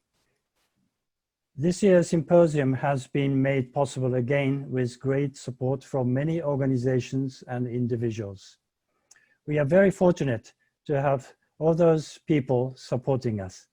And I'd like to take this opportunity to recognize and thank those wonderful sponsors. Mr. Alan Miner and his company, SunBridge Group, as Emerging Leader Award sponsor, and he and his company have been a great partner for this symposium for a long time. Thank you very much. MUFG Union Bank is the Innovation VIP Meetup sponsor, has also been a great sponsor, a supporter of the symposium for many years. Thank you very much. We have Morgan Lewis as Series A investor and has been supporting this symposium in a variety of ways this year. Thank you so much. We also have a wonderful group of supporters, as you see on the screen, at Seed Investor, and they are Mitsubishi Corporation Americas, who also supports our event in Tokyo, NTT, Rakuten, Persona, and Pegasus Tech Ventures.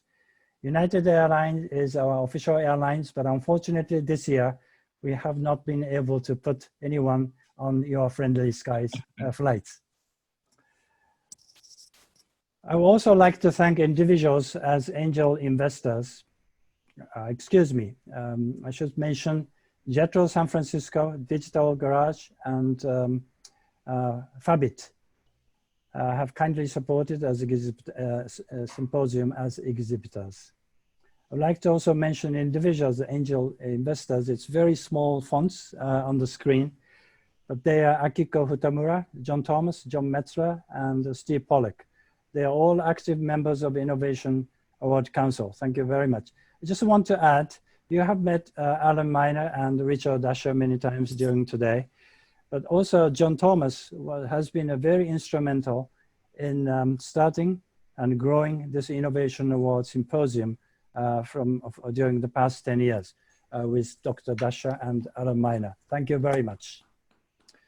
Also, finally, but not least, I would like to mention a great support from a Consulate General of Japan in San Francisco, which has been always a general supporter of this symposium as well as of the society. Thank you very much, Consul General Maeda. The symposium has been, from the beginning, in collaboration with U.S. Asia Technology Management Center of Stanford University. And we'd like to express our deep appreciation for Dr. Richard Dasher for his amazing leadership and the Center for General Support. Thank you very much. As you can imagine, there are so many things going on behind the scenes, and those works have been carried out by our dedicated team. They are Miho Greenberg, Jamila Hawkins, Kendra Dunaik of Japan Society, and Kimberly Williams of US Asia Technology Management Center. Thank you for your hard work. I hope you have enjoyed today's program.